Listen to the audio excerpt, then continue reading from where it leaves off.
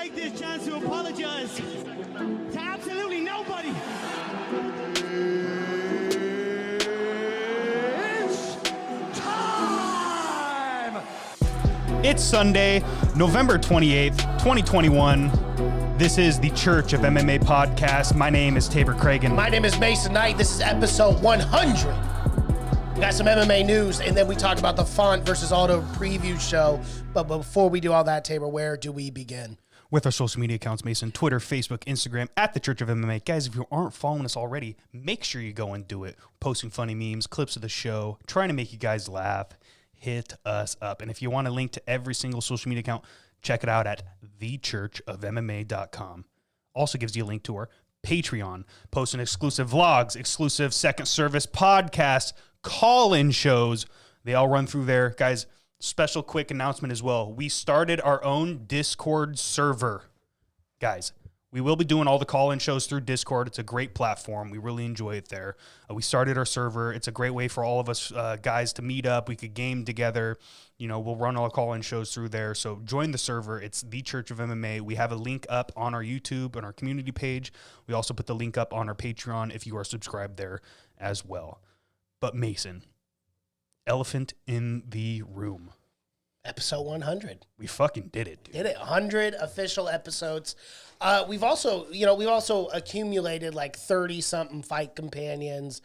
We've done second service. So really, we have about 140, 150 podcasts set up. But yeah, man, it's really cool. It's really cool to be at 100. It's crazy. Because to be honest with you, I didn't know, like quick history lesson, guys. You know, we started this podcast January of 2020.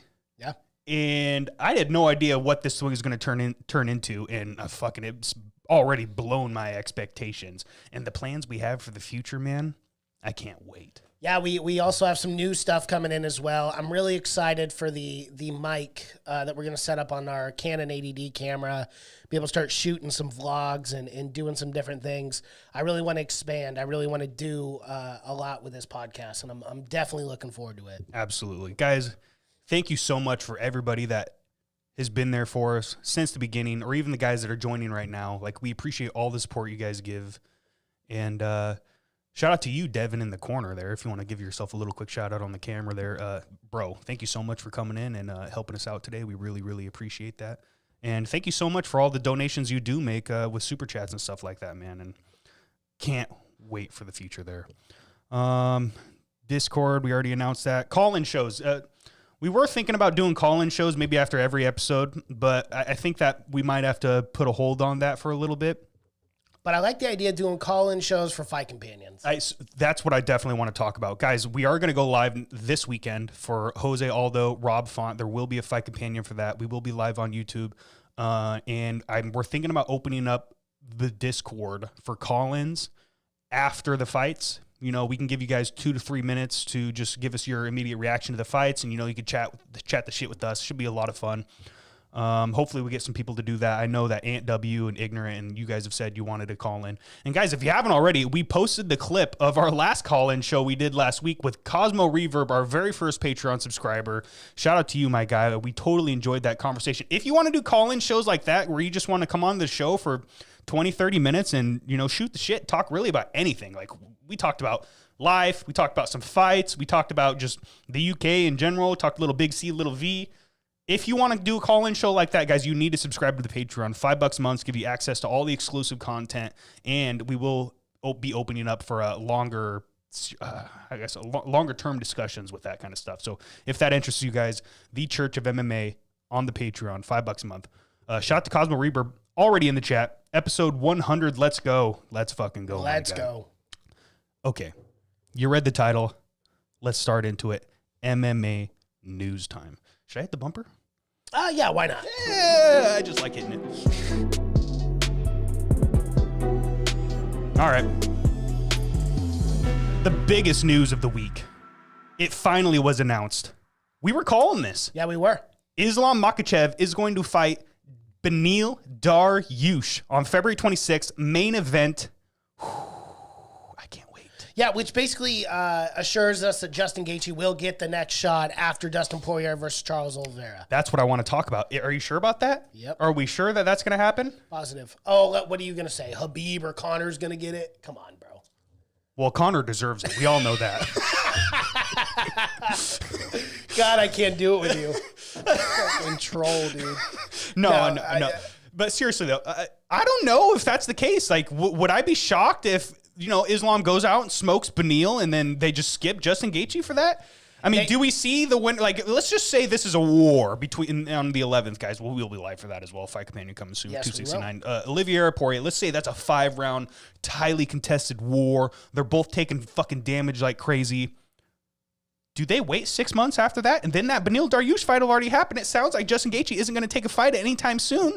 Well, yeah, no, because he doesn't need to. He just beat Michael Chandler. He is the number one contender in this lightweight division. I love that you're throwing a curveball. You're trying to mix it up a little bit. But again, let's look at this lineup here. Had Islam Makhachev, had been like, hey, this is the next guy for the shot, okay? They would have given him the shot. He wouldn't have had to fight Beneil Dariush. If anything, Justin Gaethje would have fought Beneil. The fact that they made this matchup, Beneil Dariush, Islam Makhachev, tells me right now that Justin Gaethje is next in line for the next title shot after this December 11th UFC 269 main event. It's in the stars for Justin Gaethje. And again, like you look at his career, you look at all the impressive wins Justin Gaethje has had. He lost his belt, his interim belt. Again, keep in mind, IC, I'm not saying he was the true undisputed champion, but he did lose his IC belt to the undisputed champion at the time, Habib Nurmagomedov, and that was the last time the guy lost, right? Mm-hmm. And granted, he hasn't had a lot of fights since then. I think, as a matter of fact, Chandler was the only fight.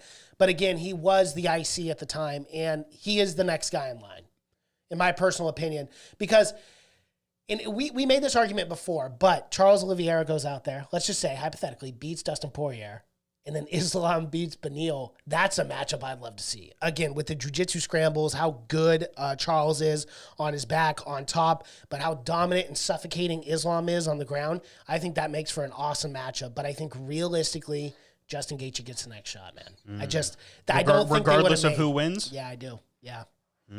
Especially if Poirier wins. Poirier ain't going to want to take that smoke. They're doing that rematch, man. Yeah. They're doing that rematch. Yeah, why beat a guy you've already beat or beat a fucking guy you're going to lose to? So I understand that 100%. No disrespect to Dustin Poirier, but I'm sorry. Islam Makhachev's the next champ. He's the guy right now.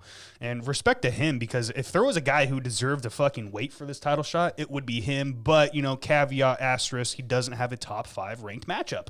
No. Or he doesn't have a top 5 win. This is going to be it for him. But if Beneil Dariush submits Islam Makhachev, oh my God, the world would set on fucking fire. Well, I believe if he went out there and beat Islam, I believe that would be seven in a row. Oh, for Beneil, and he beat the guy that nobody wants to fight. Like, are you shitting me? Yeah, that would be insane. It would be insane, and that's something that we haven't even talked about because we always talk about Islam Makhachev winning. But if Beneil were to shock the world, he might be in line. Oh, he would have to. He would have to after Justin Gaethje. But I'm sorry, dude. Like, if whoever wins that fight should skip Justin Gaethje. I get it. Justin's the name. Justin's the more entertaining fighter. He's the guy that's going to bring the firefight. But bro, who's more deserving, the winner of that fight or Justin Gaethje? I'm sorry, it is not Justin Gaethje. Oh, well, I'd have to agree with that. And I'd much rather see the winner of Beneil Dariush. So we're actually on the same page. Yeah, we're on the same page. We're on the same page. And deserving and all that stuff. But, like we've said this so many fucking times. It doesn't matter if you're the true number one guy. It doesn't matter if you deserve it. Nobody deserves anything in this crazy sport. And, crazier stuff has happened. I'm sorry. So if Beneil beats Islam, that'll be 8 in a row. That'll be 8. Tony Ferguson was the 7th. So... yeah, that would be insane. And to beat a guy like Islam Makhachev as well. No, but I agree with you, definitely. Like, I think the winner of that fight should be the next in line. Again, Justin Gaethje won one fight, and then he's going to get a title shot. I would much rather see new, fresh blood in this division. And Beneil Dariush and Islam have never gotten a shot. So I think that would be fun and entertaining. But realistically, business-wise, Justin Gaethje's a big name. Big hype coming off that Michael Chandler fight, especially if Dustin Poirier goes out there and beats Charles for the undisputed lightweight belt. I think realistically, that's just the matchup they make, But as a purist, I'd love to see Islam or Beneil, whoever wins that fight. Yeah. Yeah, I guess only time will tell. I mean, gun to my head, who am I taking in that fight? I think it's pretty fucking easy, right? Islam Makhachev. Yep. He's going to take him down. He's going to smash him. But the jiu-jitsu scrambles that could be on display in this matchup, bro, I'm very, very excited. I hope this is an extremely stacked fight night. I hope they fucking fill this up because this is a fight night that like deserves to be on ESPN, dude. Like, is it a banger? Are they going to stand there and fucking throw hands for 5 straight rounds? No. But this is how you could get some casuals into going from, oh, stand them up, fucking boring fight, stand them up, into, holy shit, these are crazy scrambles, and I cannot wait to see who wins on the ground. It's very interesting, and I'm very excited. Yeah, I don't think the casuals are as bad nowadays. I think a lot of people understand what mixed martial arts is. I mean, unless you get those drunk casuals, but I think that's rare. Yeah, so shout out to everybody that's in the chat. We appreciate you guys so much. We're Red Devils. Big shout out to you guys. Great work. What do you guys think about Dustin moving up to a 170? Is that something that he's come out and said he wants? I know he's probably eventually going to. I mean, the fact this man used to make 145 is fucking crazy. Insane, dude. Because he struggles at 150. He struggles at 155, so I wouldn't be shocked if he moves up. But if he wins the belt, I mean, I don't see him moving up right away. Like, that'd be pretty crazy if he did. Because, I mean, if you're the champion at 155 and you move up to 170, like, that almost deserves, like, an immediate title shot there. If you're a champ, you do the super fights. We haven't seen any super fights as of late. But I don't know about that. I think he defends his belt a couple times, especially if he wins. But, you know, you can't sleep on Oliveira. You really can't. Cosmo Reaper, I don't think Justin should move up just yet. He's still got work to do at lightweight, 100%. Dariush is sneakily good. I don't know if he wins, but he's in the top 5 for a reason. Very true. AJ Wolf, Justin Gaethje is too exciting and explosive. UFC needs more exciting fights in the lightweight division. It's excitement versus deserving name. Same argument as always. Absolutely. What's going to make more pay-per-views? Beneil Dariush or Islam Makhachev or Justin Gaethje? It's an easy one. It's a no-brainer. It's Gaethje, unquestionably. Absolutely. Yeah. More pay-per-view buys, more casuals. It's more money. So it is what it is. It is what it is. All right. Let's move on to this next matchup, MMA news. Edson Barboza versus Bryce Mitchell has been announced, set for March 5th. This is the matchup I really am excited to see. It is an interesting matchup. I think you're probably a little more excited than I am for that. For me, man, I think it's a pretty easy. I don't want to say easy, but I think Edson Barboza wins that fight pretty decisively. I think you're fucking whack, bro. You're fucking crazy. You think so? Fart take. No, I'm just joking. Okay. It's actually not that bad of a take. I think a lot of people think that, man. A lot of people think that. But, you know, Bryce Mitchell, 14-0. Dominated every single person on the ground. What is Edson Barboza's weakest part of his game? It's his ground game, my guy. If Bryce Mitchell could take him down, he, without a doubt, can absolutely dominate Edson Barboza on the ground. Remember that? How many times did he almost get a twister in that Charles Rosa fight? I think like 3 times he had him in twister position and was just pounding the shit out of him at the same time, trying to set that up. Didn't sink it, but it was very fucking close to coming. I'm very excited for this matchup. If Bryce Mitchell can take down Edson Barboza and dominate him on the ground, like, I'm probably going to think he's going to. I'm going to take Bryce Mitchell in that fight. Just gun to my head right now. That's a big, big notch in that belt, and he will deserve a top contender after that fight. Who was the last person to beat Edson Barboza? Oh, Giga Chikadze flatlined him, and now Giga Chikadze is fighting Calvin Kattar for a main event in January. Fuck, I can't wait for that either. Yeah. I like this featherweight division right now. All right. We're getting some new names. Bryce Mitchell all the way, putting 15,000 church coin on him right now. No, I'm just joking. I'm not going to do that. Anything else about that? Nope. Moving on. No, I mean, you have your opinion. I think Edson Barboza completely outstrikes Bryce Mitchell. I mean, if Mitchell gets him to the ground, for sure. But I just don't see that. I mean, Edson Barboza has fought the best of the best. I think he's going to be able to have great takedown defense against Bryce Mitchell. I don't see him implementing that ground game at all against Barboza. I think it's a first, second round KO. Yeah, I mean, every time he's fought wrestlers, he's kind of just been a smash. You know, I mean, Habib, Kevin Lee, name another guy who's taking him down. It's probably, I think that's it, really, actually. Yeah, I mean, you're talking about Habib Nurmagomedov too. So Kevin Lee. I mean, I would say Kevin Lee whooped his ass way worse than Habib did. Yeah, but that's the Kevin Lee that everyone thought could fight for a belt one day. That's not the Kevin Lee of now. You know, so it's a lot different. Yeah, no, you guys fucking haters. All right, I get it. I get it. It is what it is. It is what it is. All right. Let's move on to other MMA news. Diego Sanchez. This made news because people were trying to shit on the guy, and you know, like. We're the only people we like to kick when they're down is John Jones and Conor McGregor. I don't want to kick Diego Sanchez. I don't want to kick Diego Sanchez down. He's actually was hospitalized with big C, little V. He's actually had him in a really tough time, I guess. Oh, shit. Yeah. Yeah, that's not good at all. That's not good. So, really condolences to Diego Sanchez. And the media is just shitting on him constantly because he was very vocal in the past about how he didn't want to take the jab. That's all I'm going to say. So people are shitting on him, of course, because of that. And it's like, guys, can we stop? Can we stop, please? Can we just let these people fucking make their choices and live their lives? Diego Sanchez is a crazy person. I will say that, though. And thank God he's actually recovering, I think. So hopefully we wish the best for Diego Sanchez. And shout out to him, I guess. Yeah. Yeah, I mean, it's a tough situation. And, yeah, people are gonna troll. They're going to be shitbags on the internet. It is what it is, man. But I'm just glad he got out of the cult. That was the biggest thing. I really needed him to Joshua get out Fabia? of Joshua Fabia. That piece of shit. I will go on record and saying that guy is a bad human being.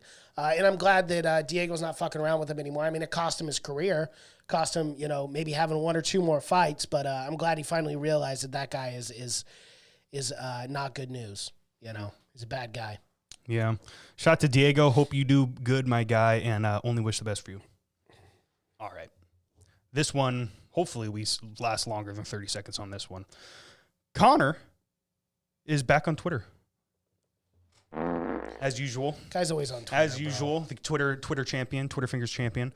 So he's been talking a lot, actually, and he did a Q&A on Twitter, and a lot of people are asking him a lot of different questions. Essentially, the first question he answered, of course, is when is he coming back? And he says his leg is doing good. He's just not hard sparring yet. He thinks he'll be able to start hard sparring around April. So that probably puts his return maybe around July, somewhere around there. But that's not what I really want to talk about. This is what I want to talk about.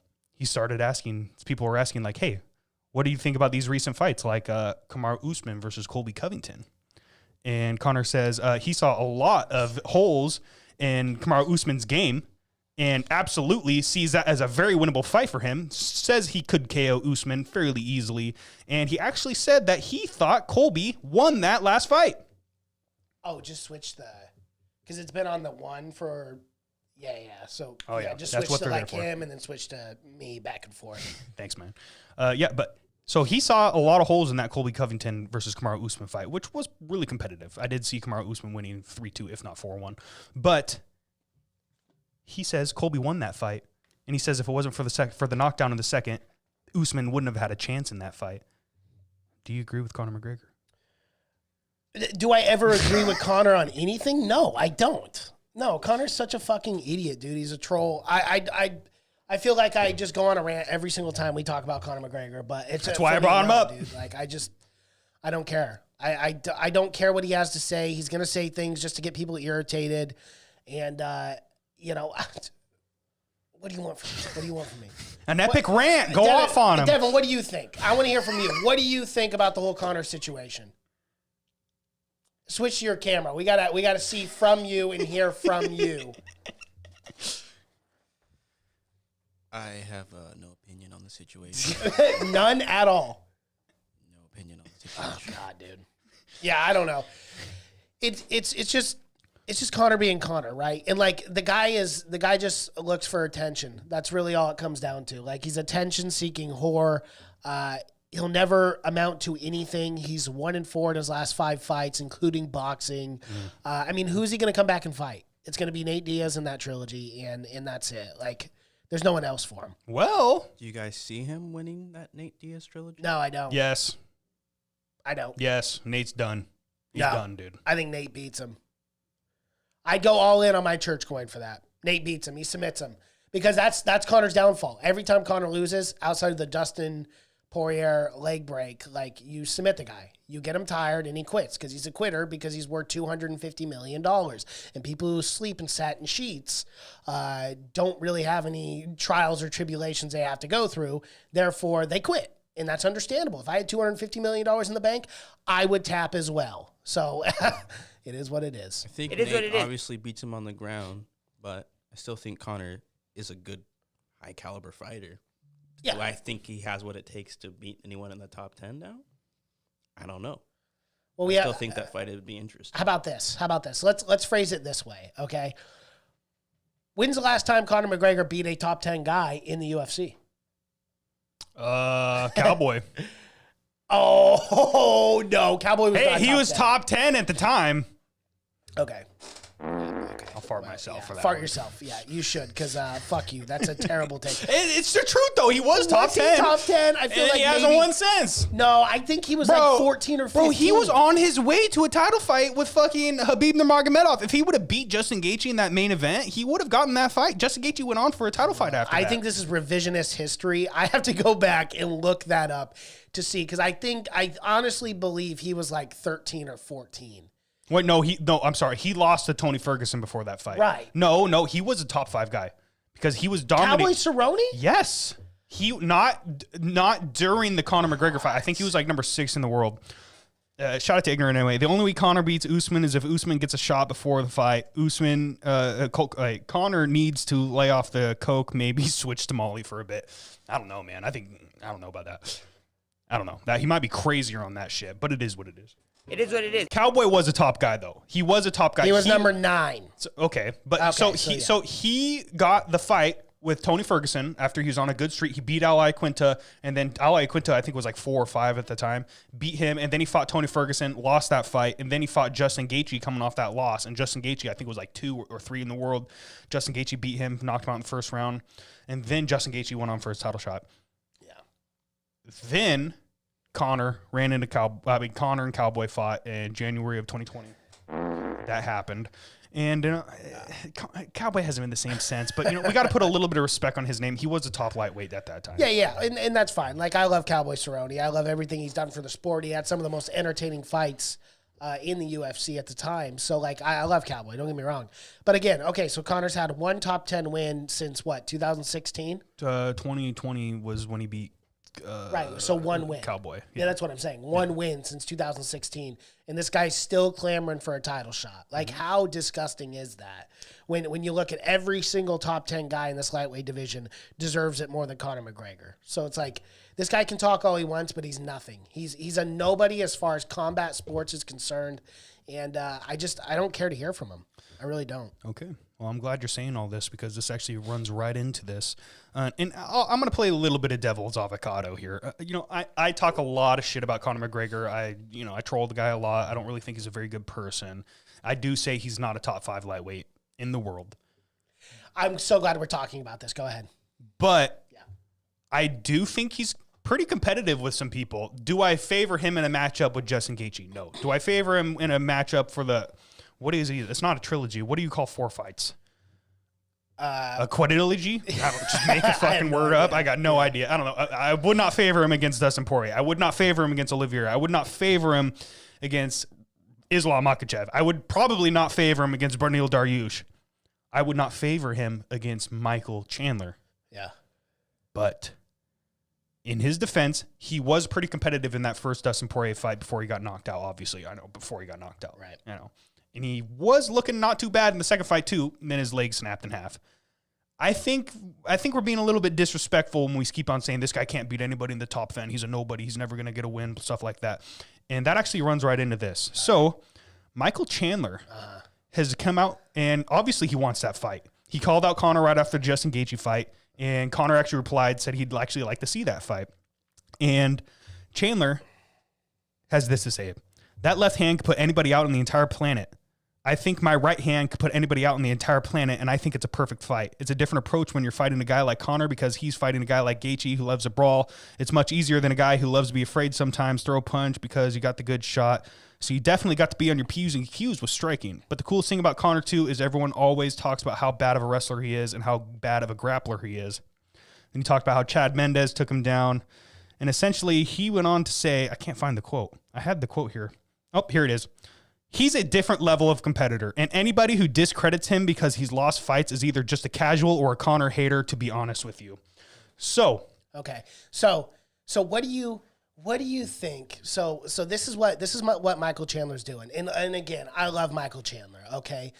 but he is spreading his cheeks for a big money fight. He is a whore, a smelly little prostitute, and he is spreading them cheeks to get that red panty night, baby. And he's giving it all to Conor, and he's buttering those slabs up. My guy, that's what he's doing. Come on. Come on, Michael Chandler. You're better than that. We all know you want the big fight, and I don't blame you. You want to make some money. You're on a 2-fight losing streak. You want some fun and entertaining fights. And I'm glad you're calling out Conor. I'm glad. But again, let's call a spade a fucking spade here, okay? He's buttering up Conor to make Conor feel good so he has a better chance of taking the fight. That's all it comes down to, bro. I mean, come on. Come on. Like, you know, and you say, oh, let's put some respect on Conor McGregor's name. Let's see, I think he can still compete with the top 10. Well, let's go over the top 10, shall we? Islam Makhachev, number 4. You think Islam's going to smash? No, hold on. Conor, just yes or no? Yes or no? Do you think Islam beats smashes him? Conor? Okay. Michael Chandler, I think Michael Chandler beats him. Rafael Dos Anjos, I think Rafael's got a good shot. You go Tony Ferguson. That's a competitive fight, though. Sure. You gotta admit that. Tony Ferguson. That's a very competitive fight. It's a competitive fight, but again, Tony Ferguson gets him on the ground. I think his jiu-jitsu is still good enough to submit Conor. Dan Hooker, I think that's a very competitive fight. And then Conor's sitting at 9 still. I don't fucking know how after having one win since 2016, but what the fuck. I'm surprised he's not in the top 5 still. Number 10, honest. Gregor Gillespie, another fucking great matchup. And honestly, that fight would go either way, and I'd probably pick Gillespie. I'd probably pick Gillespie too because he's taken him down. So there you go. There's your top. There's your top 10 right there, man. So like, of course, Chandler wants this fight. Of course, he's going to say all these things and call everyone who doesn't like Conor a casual. But the people who love Conor are casuals, Michael. You fucking dipshit. Like, come on, dude. Like, really? Really? And again, I love Chandler. Like, honestly, like, I think he's a really good human being. I love watching him fight, entertaining. And I'm kind of just doing this for comedic effect. But again, like, dude, we know what you're doing here. You want the fight. And I respect it. I get it. But to insult people and say that they're casuals or to say that they don't understand the sport, like, get out of here, bro. I'm not going to stand for that. No way. I'm not putting up with that shit. I think he's competitive outside the top 5. I'm just going to keep it at that. I do think there are matchups that don't favor him. It's a game of, it's a game of styles. It really is. But again, Conor's not calling guys out below the top 5. Like, he's calling for a shot at the belt. It's because he wants the belt, Exactly. obviously. And the UFC is going to give him opportunity. I said it every fucking week, dude. He's one cowboy victory away from a title shot, and that's the fucking absolute truth. Yeah. That's the absolute truth. Cosmo Reverb says, I'd pick Gillespie. Dude's a workhorse with the wrestling. Oh, absolutely. And that, I'm telling you. And that's Conor's kryptonite right there. And that's 10 right there. That's number 10. And I have Gillespie in that fight too. So it's like, again, Conor is obviously competitive. And again, like I've said good things about Conor. He's great for the sport. He's literally an icon in the sport. He's elevated mixed martial arts to a whole new level that we could have never got to without a star like Conor McGregor. And for that, I'll always appreciate, and for that, I'll always respect. But in my personal opinion, Conor McGregor is a shit human being. I don't think he's a good person, and I don't like him. And I can respect someone and not like them at the same time, too. I have a respect for a lot of people that I actually don't like at all. And that Conor's one of those people where it's like, I don't care to watch him fight anymore. I respect what he did for the sport, and I appreciate it. But I don't like supporting shit human beings. And I think Conor's a bad guy, dude. Like, I think he's a bad person. I agree with you there. Whatever, like, it is what it is. And, like, people like watching Conor fight, and people root for Conor to lose, people root for Conor to win. And that's great. Kind of the same effect as, like, Jake Paul or whatever, or these villains throughout the sport's history. But for me, dude, I can't do Conor. Just can't do it. I can't do it. Anyways, I kind of agree with Michael Chandler here. I do think there's just so much hate around Conor that it makes people completely forget about the skill set. It's there. Is it competitive versus a lot of these guys? It depends on the style, really. It really does. I'm interested. I agree with you, though. I do think Chandler is just buttering Conor up, just like Cowboy did. Yep, exactly. For that fight. It's kind of what you have to do. It's kind of what you have to do. Be like, Conor, you see my face right here? Right here. Right here. Just shoot it right there. Yeah. So disrespectful. So disrespectful. I mean, dude, I don't hate it. Though. I don't hate it, though. Like, I would want that payday, too, bro. Mm-hmm. Yep. It is what it is. All right. Let's move on to the last little bit of MMA news. So, Paul Felder's in the news. He is essentially advocating for more fighters to go get their brains tested.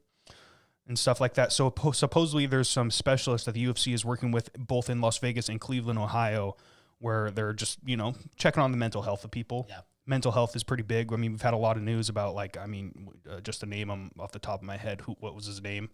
Violent Bob Ross. Yeah. John Luis Jones. Pena. Stuff like that. So, yeah, I like that. I like that we're seeing this kind of thing. So we're the UFC is actually showing some initiative here, trying to get people's mental health in order, and also, you know, just to make sure that their brain is healthy, because there has been cases where fighters were about to fight, and then all of a sudden they went and got some sort of CAT scan on their head or something and found out that, hey, there's irreversible damage here. And if you keep fighting, you could die in the octagon, or you can never fight ever again. And that's actually been the case with a few fighters. I don't know their names off the top of my head. So Paul Felder's essentially just went and got his brain scanned. Good. And says that everything's doing good. He's perfectly healthy for the amount of damage he has taken in his career, which is surprising because that man has been in some wars, dude. Yeah. Wars. Like, off the top of my head, what was that fucking war he went into? Dan Hooker. Oh my God, that was a fucking war. That was a fight of the year contender back then. Until fucking, of course, Zhang Wei Li. You wanted Jinjay Tech too. God, I felt bad for him after that. But yeah. Shout out to Paul Felder, and he's essentially saying it's super easy. It's in Vegas or Cleveland. Obviously, they're super nice. Everybody's amazing. They pay for everything you need. But yeah, if you have any issues as a UFC fighter, go get your head looked at, and I'm good to go. And you know what? Also, shout out to the UFC, Dana White, and everyone being able to make this happen, and making sure that, like, the fighters are taken care of, especially with their health as well. Like, that's a huge thing for the UFC to you know, kind of partner up with this Cleveland clinic and get these fighters the help that they need. So that's huge. Awesome. Shout out to McKiley Knight with the super chat, $4.99. Oh, it was a super sticker. Oh shit! Shout out to you, McKiley, so much. We appreciate that. All of this money will go to hookers and cocaine. Absolutely. All right. No, it's going into the show, guys. I have to say that every single time. It goes into the show. We're getting new cameras. We just bought new mics. We're going to have more mics on the Fight Companions and stuff like that. We got 2 more mics as well. All you guys contributing to this is helping us, like, get new mics. We got more chairs coming, more headphones. So we're getting a lot of new stuff coming in. And a mic for the camera. So we're going to be doing vlogs and stuff like that. Guys, if you want to start seeing stuff like that, just let us know down the chats or in the comment section if you want to see vlogs. And maybe we'll start posting some vlogs to our YouTube channel instead of just Patreon, stuff like that. Yeah, because it'll be cool. What we're going to start doing is, like, having guests on, and we'll do, like, prelims and whatnot. And we'll be shooting, like, a vlog for, like, an hour and a half. I'll probably clip up, like, 10 or 15 of the best minutes. We'll have, like, side conversations and whatnot. Probably drop, like, a 2 or 3 minute clip on YouTube, and the rest you can find on our Patreon. But Patreon's gonna blow up, guys. It's gonna be awesome. We have a ton of content that we're gonna be doing for Patreon. You'll be a disciple of the Church of MMA, $4.99 for that a month. Yeah, so, guys, if you day one guys get in now, you can become a saint. Yes. And on the Discord server, Devin, you're a saint. Absolutely. Devin, join the Discord server. I'll make you a saint immediately. Yeah. So, Cosmo Reverb, too, our first saint as well. He has been sainted. Are you that Kevin guy? No. Kevin guy? Oh, you did join. Okay, I see you. I'll make you a saint, my guy. I'll make you a saint today. Hell yeah, bro. We're already getting a bunch of people in our Discord. That's awesome. Yeah, because, like, I'd even like to hang out with you guys outside of the show. You know, as Tabor was saying, play video games. I play Rocket League and shit. So if you guys play that, hell yeah, add me. Yeah. Hookers and blow. Let's go. Shout out to Cosmo Reber. God, I wish I had an air horn right now. I'd blow it. Bam, bam, bam, bam, bam. All right, let's move on to the preview show.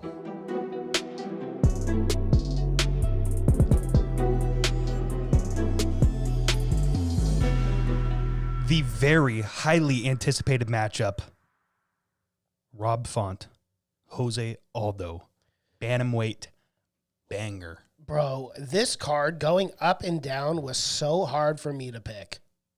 This is a great fight. This is a great fucking card. This is a great card, dude. Like, this is a lot of back and forth. There's a lot of really close odds here. Shout out to the UFC and Dana White, Sean Shelby, and all them. Like, week after week after week, we're like, damn, this is a good card. This is a good card. Do you remember, like, back in the day, man, like 7-8 years ago, fight night, some of them would be like, man, who the fuck is that guy? Like, for, like, even the co-main event, and now it's like fight nights. It's like the best of the best, like, on the main card for 5 fights. It's great. But yeah, let's start from the top here, Tabor. Rob Font coming in at the slight favorite at a -140 to the Jose Aldo coming in at a slight dog at a +120. How do you see this one shaking out, Tabor? On the feet.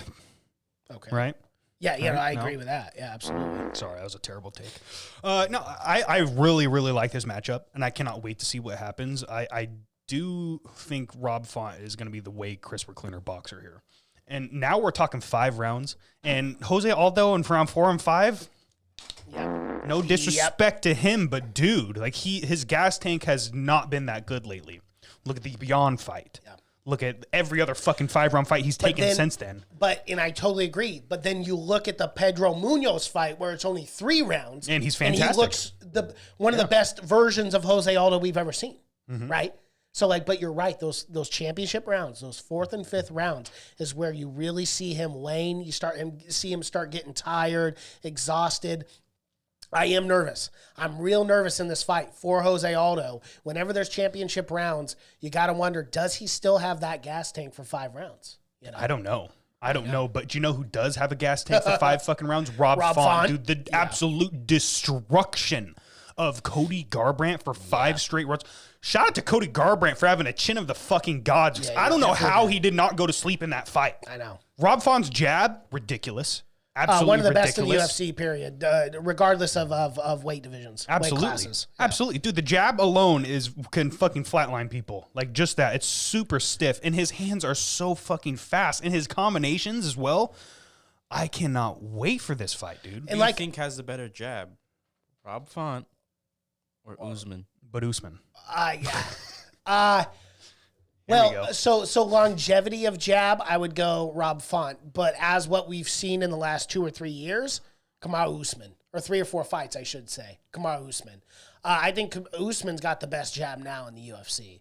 I mean, he pieces apart anyone who gets fucking punched with that jab, man. So, for me, I got to go Usman, but I'm an Usman dick rider, so.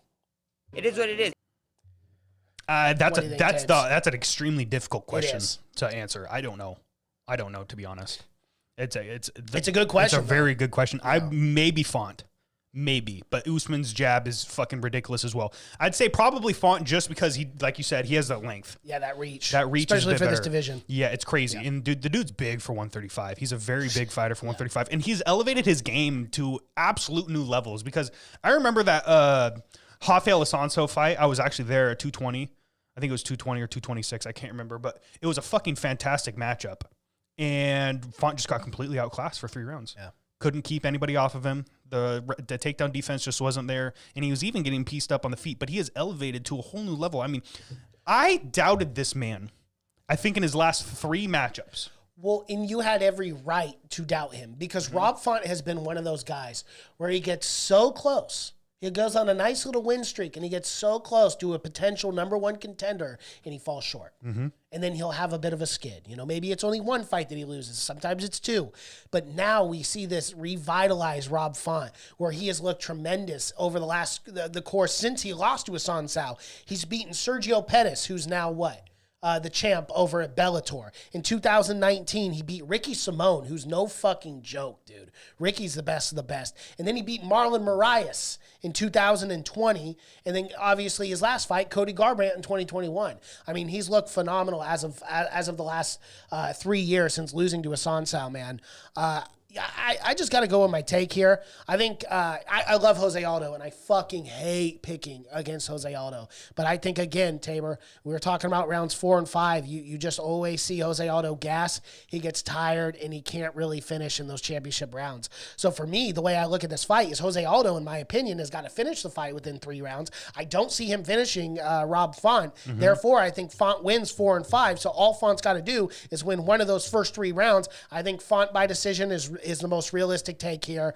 So I'm going Rob Font at a -140 favorite. I'm putting 1,000 church coin on Font for the win. Okay. I guess it's my turn now.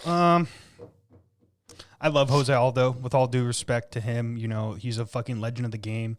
And if it wasn't Jose Aldo in this fight, I mean, we probably still would go live because it's Rob Font. He's future number 1 contender, in my opinion. This could be a number 1 contender fight.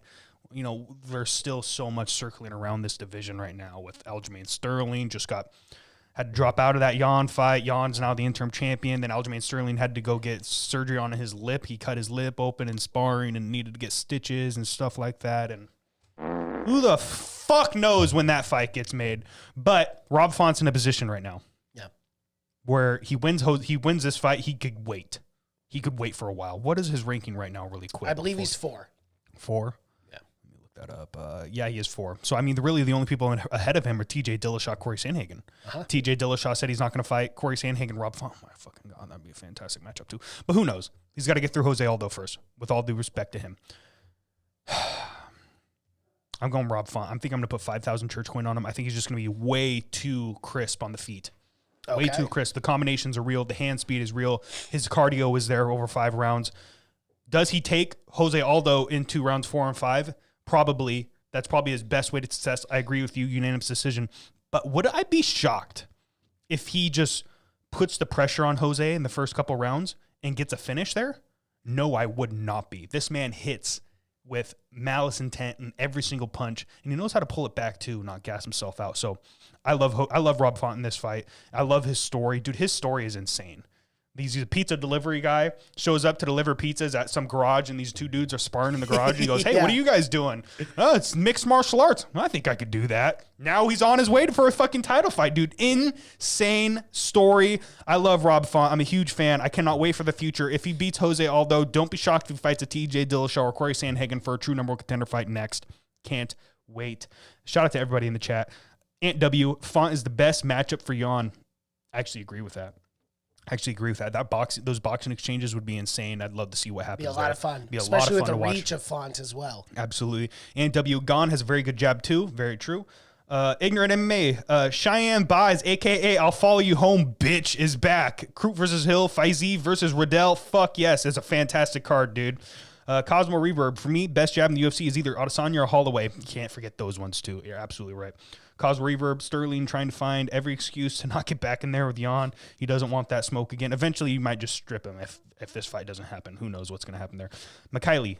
Don't even know about Rob's story. That's so cool. Yes, it's one of the better ones in the UFC. For sure. All right, let's move on to the co-main event of the evening. Brad Riddell coming in a -105 to a -115. Rafael Fiziev. Holy shit. Dude, back-to-back bangers. Yeah, this is going to be fucking fireworks, dude. Both these guys are 10-1 right now in the UFC. Brad Riddell, a little bit older, 30 years old. Rafael Fiziev, 28. Keep in mind, Fiziev's last win was against Bobby Green in that decision. That was a little great bit fight. of controversy, though. Some people thought Bobby Green had won that fight. And I understand that. You can make arguments, but I disagreed. I thought Fiziev won that fight as well. Brad Riddell's last win, remember, was very impressive decision over Drew Dober. Super impressed with that fight. I believe I had Drew Dober in that fight. I thought Drew was the better fighter, and Brad completely surprised me and completely outclassed Drew Dober. This is a great matchup, man. I mean, how do you see this one going down? Taylor? Violence. That's how I see it coming. Fucking violence. I don't want to say fight of the year contender. I don't want to say anything crazy like that, but I mean, this has the fucking writing on the wall to be a fantastic matchup, one that we don't forget for a very long time. Dude, just think about it. These two men are going to come, they're going to meet in the middle, and they're going to punch each other in the fucking face. I'm so glad that you didn't say what I thought you were going to say. They're going to come in the middle, and they're going to bang. You know what? We don't need to go there, Tamer. No, but they will. They're going to punch the shit out of each other. God, I can't wait, dude. I can't wait. Fiziev's kicks, his striking, his high-level kickboxing ability, it's some of the best you'll see in this division. You remember when he fucking did that lean-back matrix shit? Just, yep. Dude, that was insane. And I know people are like, oh, you guys are fucking casuals. That shit happens all the time in kickboxing. Well, it's like, well, we're MMA fans. We're MMA fans. Yeah, guys. bro. It is what it is. We are casuals with kickboxing and boxing. Yeah. So I got called casual because I didn't watch ONE FC fucking kickboxing one time on this internet thread. And I was like, I don't know, bro. I don't myself care about to the sleep. insults. Like, everyone calls everyone a casual. It is what it is. It is what it is. But this matchup's fantastic, dude. I'm actually shocked that Brad Riddell is, I mean, they're both minuses, but Brad Riddell's -105, very even money there. I'm shocked at this line. I would think Rafael Fiziev would be -200 or something coming into this. There's a lot of hype behind this man right now. Maybe the Bobby Green fight has people a little bit on edge going, maybe we should pump the brakes a little bit on this hype train. But I'm on it, dude. I'm all in on a Rafael Fiziev. I'm not with Church Coin. Not with Church Coin. Let's relax. Let's relax. Yeah, I'm relaxed. At this point, I'm still relaxed. Shout out to NW. Winner of this fight should get to retire Cowboy. Oh my God. It's brutal. Who do you got, Tabor? No. Who do you got? No, Who do you- I got who do Fiziev at minus 115. That's a great odds. But they're gonna stand, they're gonna bang. It's gonna be a fantastic matchup. Possible fight of the night. Probably will be fight of the night, especially if Brad Riddell comes and just marches forward like he usually does.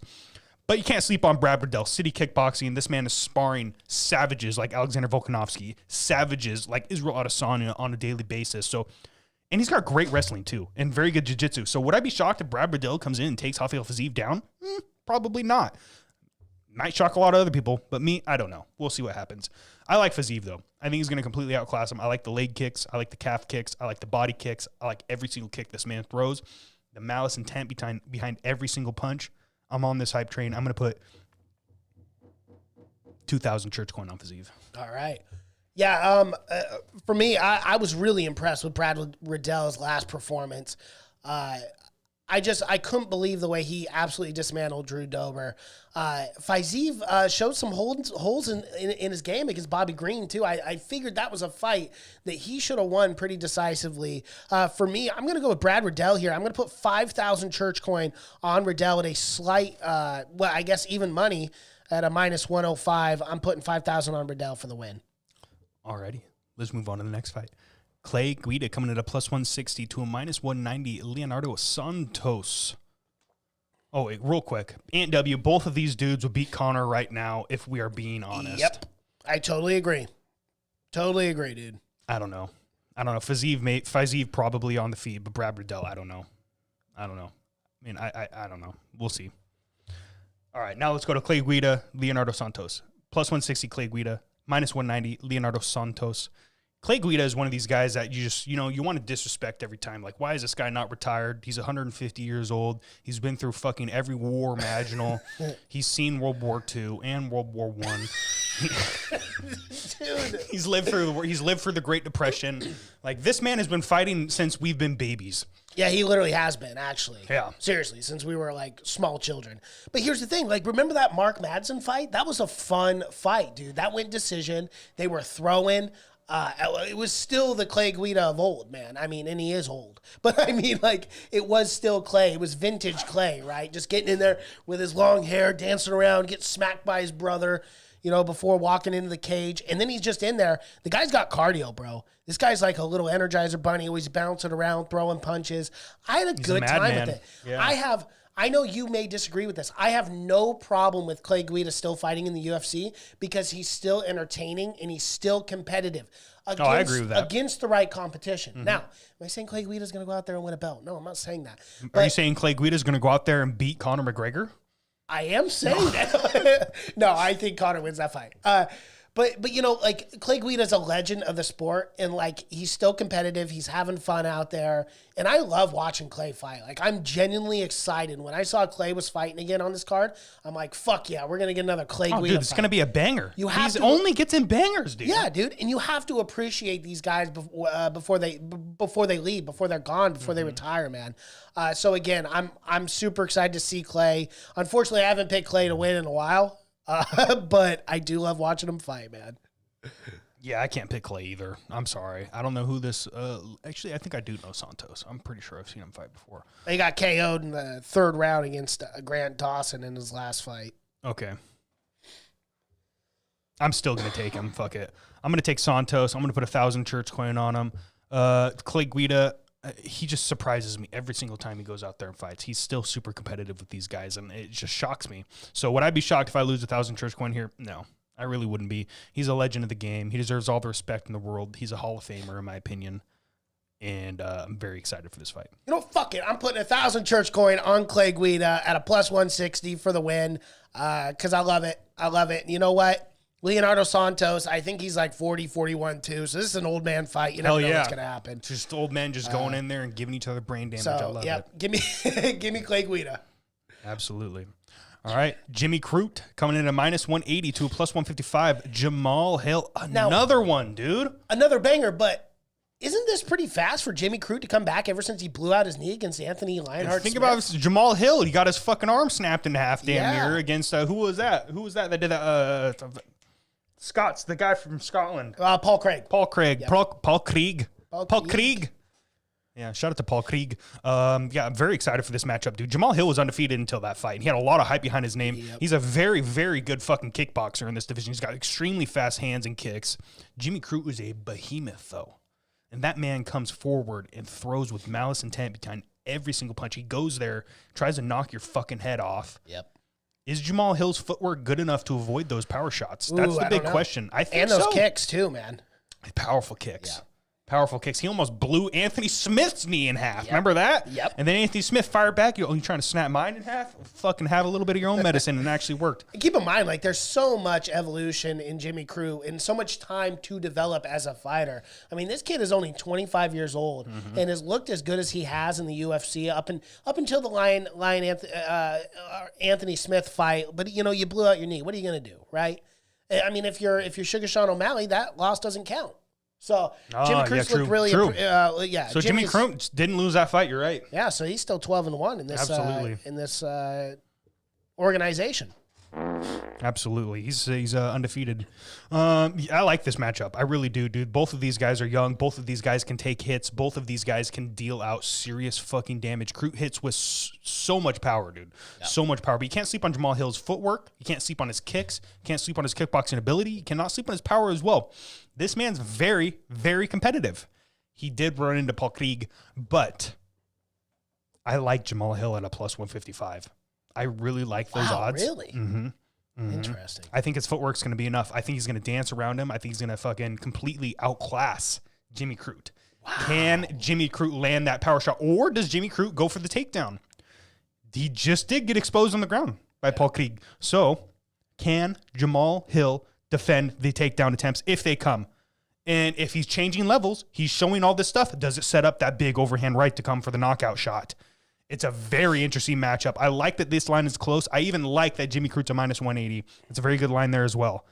But I'm leaning Jamal Hill. I think he's going to dance around him. His footwork is fantastic. He's very fast. He could fight from the outside very, very well. He's got probably the length advantage as well. He'll have a speed advantage, I think. Crute's a bit bigger in size, but Jamal Hill will be faster on the feet. So I'm taking Jamal Hill. I'm going to put another 1,000 church coin on that.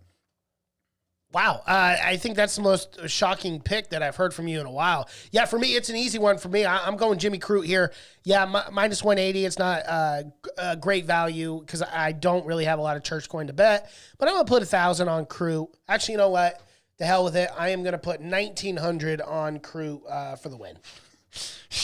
Ant W, I think Crute takes him down easily. Yeah, that's a big question, bro, because, you know, Jamal Hill's got fantastic footwork and great kickboxing ability, so it really depends if Jimmy Crute changes levels and throws the overhand, and, you know, let's see what happens. You know, I have a lot of respect for Jimmy Crute, and he's got so much power behind those hands. I would not be shocked if he flatlined Jamal Hill. It is what it is. McKiley coming in. Who's leading the church coin board right now? So we'll do that right after this pick because we never talk about totals. Let's do that at the end. Let's make this last pick, and then we'll talk about the totals. So stay tuned, McKiley. Stay tuned. Ignorant MMA. Santos beat Kevin Lee. Clay Guida is the oldest 300-year-old man under 40. Santos by KO. I mean, he's lived through it all, dude. Yeah, he is. Both the world wars, the Great Depression, you know, the comet crushing the dinosaurs. He's lived through it all. All right. God. Brennan Allen coming into minus 340. Holy shit. To a plus 270, Chris Curtis. This is a crazy line, but it's probably a deserved one because Brennan Allen's good. Yes, he is. He's very good. He's got fantastic striking. He's got a fantastic ground game. His ground game completely outshines his striking game, in my opinion, but he can still strike with some of the best of them. Well, he's also a black belt. Oh, dude, he's great on the ground. He's good off his back. He's good on top. He's got crushing top pressure, and he's got a fantastic submission game as well. Chris Curtis. I don't know this guy. I feel like I should know him, though. I don't know him. Either way, it's an easy pick for me. He's a minus 340 for a reason. It's a terrible fucking line. I'm not going to lie. You're not going to make much church coin on this fight. But if there was a lock-in fight, like, hey, this guy's going to win for sure, it might be this one. So I'm going to take Allen, and I'm going to put 1,000 church coin on him. Yeah, so we do obviously know Chris Curtis. He beat Phil Haas at UFC 268, Usman versus Covington 2. So he just fought on that. I believe that was the undercard. God, I missed that. I missed that. It was fight. the undercard, yeah. God, I don't remember. He beat Kenny Robertson, Jerome Hatch. So You know, I mean, actually, that was his first fight in the UFC. Obviously, was beating Phil Haas. For me, dude, it's super fucking easy. If you're a bet man and you want a good prop bet, Brendan Allen by submission Yeah. is Wonder a what that fucking is. great prop bet. I'm sure it's a plus 250, 300. You know, look, out of the 17 win Brendan Allen has had, 9 of them have come by submission. Again, when I talk about him being a black belt, he's a superior black belt. This guy knows how to work on the ground. He knows how to get submission wins. So for me, this one's easy. Brendan Allen, 100 church coin for the win. All right. Okay. Church coin totals. I'll let you go first. Yeah, so first and foremost, this whole year I've been ahead. So Yep. let's get that out of the fucking way. Yep. But very true. UFC 267 fucked me. I lost all 6 of my fights and bet a lot. So I am the loser right now. I only have 9,000 church coin. And you still have to subtract 8,000, by the way. Right? You know what? I might just fucking smack you live on this podcast. Yes. And I have to subtract 8,000, Tabor. Thank you. You know Thank what? you. Just because I have such a comfortable lead here, I already subtracted my 8,000. I thought you were going to say, just because I'm such a cunt. That's what I thought you were going to say. Just because I'm such a nice, wonderful, awesome, special, unique, fantastic, smart individual. With the lead, by the way, the church coin lead. I have a 24,000 church coin, 24,193 to be exact. That is also taking away the 8,000 church coin I had to borrow to buy back in because, you know, I did go bankrupt as well. And that's the thing, guys. If we run out of church coin, we got to buy back in somehow because you can't just like not bet for the rest of the year. Or and whatever. we buy someone from our Patreon. No, let's talk about that. Yeah. We got to announce that for sure. Yeah, so every time we buy back in with church coin, we buy someone from the Patreon some merch. Mikhaili, if you're watching right now, your merch just came in when I had to buy back, so your sweatshirt is in your room, so I don't know if you saw it or not, but it was delivered. Devin's got his sweatshirt, too, he's wearing right now. You want to show that? The Church of Robotic Monkey Fighters. Let's go. Let's go. But yeah, I mean, you become a Patreon subscriber, $4.99 a month. You know, if we got to buy back in, we pick a random Patreon every time to send some merch to. So Cosmo's getting his shirt in a day or two. So we buy in all the time because we fucking suck. Yeah. Guys, we are announcing this right now. Fuck it. Fuck it. The details need to be cleared out. We will figure this out before 2022. But starting beginning of next year, 2022, every month we were saying? Or every 4 weeks. So every 3 fight nights in one pay-per-view card, we're going to have a Patreon subscriber bet church coin with us. So the belt is going to transfer every single month. Now, obviously, we would, if you do win the belt as a Patreon subscriber, we're going to hang up the belt, okay, because we have a special hang up for it. We're going to put your name on the belt, on top of the belt, and it'll be like yours as a prize token for a month on the podcast. And also, you will get an exclusive piece of merch, a T-shirt that says Church Coin Champ, and it will put your name, your official name, on the shirt. And it's a one-of-a-kind merch that you can only get by winning the belt, and that shirt is completely paid for. We send it your way if you beat me or Tabor in 3 fight nights in one pay-per-view card for Church Coin. We're all going to start every single month. The belt will transfer between me and Tabor. Potentially Devin as well, but it's gonna be fucking awesome. It's gonna be a really fun time and a good way to interact with the fans. Yeah, looking at the tracking, my shirt should be arriving tomorrow. Hell Fuck yeah, yes, hell Cosmo. yes, Cosmo, you deserve that, dude. You've been waiting for so long. For sure. Shout out to you, my guy. Guys, yeah, if you want to bet alongside us, you have to be a Patreon subscriber. And I don't know how that's going to work. Maybe we'll do a volunteer first. Like if you want to start betting with us first, we have to do just one, right, for the month. Yeah, one a month. Yep. And then if you lose, we'll move on to a different subscriber for the next month. And if you win the belt, But if you win, you're automatically defend it. grandfathered back in. You have to defend your belt. And the belt is coming, guys. It's not here yet. It's still being developed. There is a picture up on our community page on YouTube and I think our Instagram as well. It might not, if it's not on our Instagram, we'll post it today. But the belt is being made. The belt is being made. It will be a real belt. It's going to be fucking awesome. It says has our logo on it, and it says Church Coin Champion on it. Church Coin Champ. And, Devin pointed this out, but you can also call yourself Triple C, Church Coin shit. Champ. Let's go. That's awesome. I didn't even think Triple about C, that. baby. That's Let's fucking go. awesome. And then we're gonna get Triple C, Henry Cejudo on, and then we're gonna argue. Be like, I'm Triple C. No, I'm Triple C. Dude, did you see he started a show with the Schmo? Did he really? The Schmo and Triple That's C is great. what it's called. I love It's horrible. Like, Oh, no okay. offense to the Schmo, but his podcasts are just fucking garbage. I love the guy a lot, though. His interviews I are love his fantastic. interviews and stuff. I think he's one of the best in the game. But yeah, the podcast, yeah, it's different. It's different than what he is. But yeah, I don't know. it's I'm all just good. biased. I just love our show that much. No, I'm just joking. Okay, well, Guys, also, Patreon subscriber call-in shows. yes, Patreon Okay. subscriber call. I don't think we're going to do one today. We might do a second service. It's up to you guys if you guys want to do it. We might do a second service after this. And, you know, if you guys are in the Discord, maybe we're going to be like, fuck it. Throw one of you guys on for 5 minutes real quick. Who knows? We'll see. Last week it was kind of done on a whim, and it ended up working out really well. We thoroughly enjoyed our conversation we had with you, Cosmo. Shout out to you, my guy. Yeah, we had like a half an hour conversation with Cosmo. Yeah, it was a lot of fun. cool. It was a lot of fun. Shout out to everybody that's in the chats right now. Guys, if you want to bet alongside of us with Churchcoin, $5 a month gives you exclusive content, exclusive vlogs, exclusive Patreon subscriber podcasts, exclusive call-in shows. And like we said earlier, guys, call-ins for the fight companions. We're thinking 2 to 3 minutes per person if we get multiple people. If not, if like only one person wants to call in and they're in the fight companion, we're going to keep those strictly fights. 2 to 3 minutes to give us your reaction to the fights. Hop on the show, bullshit with us for a few minutes. Should be a lot of fun. But if you guys want extended call-in shows, you want to shoot the shit about conspiracy theories, life, world politics, anything, current events, news, whatever you really want to talk about. You just bullshit about life and, you know, how are you doing, my guy? How's work? Blah, blah, blah. Whatever you guys want to do. We could talk about the podcast, what we want to do future for content. You can give us some ideas. That's a Patreon exclusive thing. Okay, that'll be a longer form. We could do an hour. We could do 30 minutes. Fuck, we could do 2 hours. Who knows? Let's just see how that conversation goes. But the fight companions, we're probably going to keep it short, maybe 2 to 3 minutes at a time, unless there's only like one person. Then maybe we go a little bit longer. But we don't want to go too long because we're already going to be live like, 3.5 hours at that point? Yeah, for sure. And all the calls will be after the fight companion in general. So after all the fights, and then we'll get some live calls. Yeah, then we'll get some live calls going in. Unless some crazy shit goes on and like fucking... I don't know. Who knows? And then maybe we get a few calls in between, but I don't think it might chop up and be weird. We're also thinking maybe Patreon exclusive fight companions one day. That's probably going to be a future thing. You know, maybe not even next year. We'll see. We'll see how these things go. It'll be very interesting. You know, if we do Patreon exclusive fight companions, maybe we get Patreon subscribers to call in mid-fight and be on the fight companion with us that way. That'd be a lot of fun. So let us know what you guys think about all that stuff down in the comments section. And make sure you guys like the video. And if you aren't subscribed already, subscribe to the podcast.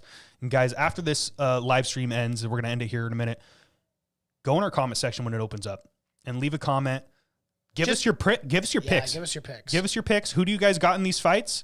And if you don't want to give us your picks, just do me a favor, man. Leave a comment. # for the algorithm. Guys, you don't understand how much that helps this podcast grow. Every single like helps. Every single subscriber helps. Guys, your girlfriend has a phone, steal her phone, subscribe to the podcast. Your mom's got a phone, steal her phone, subscribe to the podcast. Guys, we're almost there. The 2022 is coming up real close. Our goal is 1,500 subscribers by the end of this year. I know it's possible. I think we're at 1.22K right now. It's possible, guys. We need your help. Share our clips on your social media pages. Share our clips on anything. You got a personal YouTube, share it there. Whether it's a full numbered episode or it's a clip of the show, every single little bit helps. Thank you guys so much for all the support you've given us already. All right. Twitter, Facebook, Instagram, at the Church of MMA. Guys, if you aren't following us already, make sure you go and do it. Posting clips, funny memes, trying to make you guys laugh. Hit us up. Yeah, go check out our Patreon too. You guys heard that whole shtick, the whole spiel. Thank you guys so much for being here. This is the Church of MMA podcast. My name is Mason Knight. That is Tabor Cragen. Devin Davis in the corner. And until next time. Peace.